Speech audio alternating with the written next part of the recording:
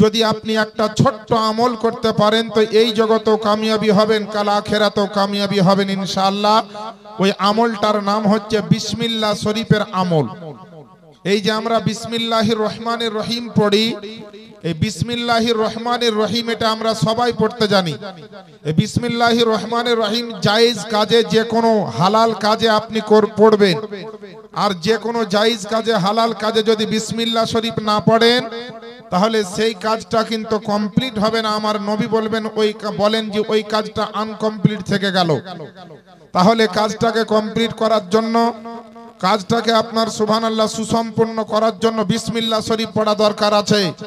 বিসমিল্লাহ শরীফের এত ফজিলত, বিসমিল্লাহ শরীফের এত বরকত, বিসমিল্লাহ শরীফের আল্লাহ এত রহমত দিয়েছেন। যেমন প্রত্যেকটা মানুষের বাড়ির একটা দরওয়াজা আছে, দরওয়াজার গেটে একটা তালা লাগা থাকে, আর তালাটা খোলার জন্য একটা চাবির দরকার আছে। সারা বিশ্ব জগতের মধ্যে আল্লাহ রাব্বুল আলামিন এমন একটা কিতাব মুসলমান জগতের জন্য দিয়েছেন, সারা বিশ্বের মানবের জন্য দিয়েছেন, সমস্ত মানুষের জন্য হেদায়েতের জন্য দিয়েছেন। যেই কিতাবটির নাম হচ্ছে পবিত্র কোরআন শরীফ। এই কোরআন শরীফটার ভিতরে আল্লাহর রহমত ভরা আছে, আল্লাহর খাজানা ভরা আছে, আল্লাহর বরকত ভরা আছে, আল্লাহর আপনার মেসেজ ভরা আছে, ইবাদতের কথা ভরা আছে, ব্যবসার কথা ভরা আছে, হারাম হালালের কথা ভরা আছে, জায়েজ নাজায়েজের কথা ভরা আছে, নামাজ ও রোজার কথা ভরা আছে, পাক পবিত্রর কথা ভরা আছে, ওযু যাকাত হজ আপনার সমস্ত জিনিসের কথা ভরা আছে, পাহাড় পর্বত নদী নালার কথা ভরা আছে, চন্দ্র সূর্য গ্রহ নক্ষত্রের কথা ভরা আছে। এক কথায় আল্লাহর বহু খাজানা দিয়ে আপনার তৈরি হয়েছে এই পবিত্র কোরআন। এই পবিত্র কোরআনের মধ্যে বহু খাজানা ভরা আছে, আল্লাহর রহমতের খাজানা। আর ওই রহমতের খাজানার চাবি হচ্ছে বিসমিল্লাহ শরীফ। জোরে বলেন, রহমতের খাজানার চাবি হচ্ছে বিসমিল্লাহ শরীফ। এই বিসমিল্লাহির রহমানির রহিম যদি আমল করতে পারেন তো দুনিয়াতে আপনার বহু কাজ এই বিসমিল্লাহ শরীফের মাধ্যমে আপনি অর্জন করবেন।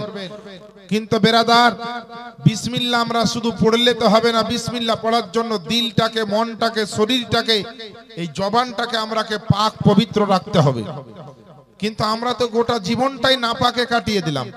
গোসল শিখলাম না, ওযু করা শিখলাম না, নামাজ পড়া শিখলাম না।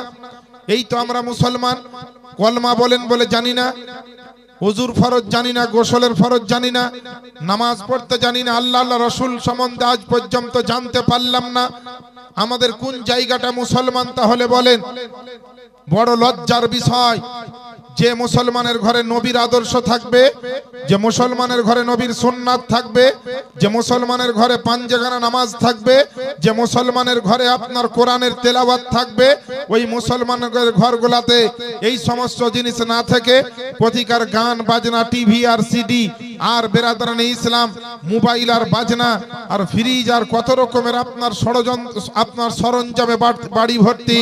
কিন্তু একটা নাই আপনার নবীর সুন্নাত।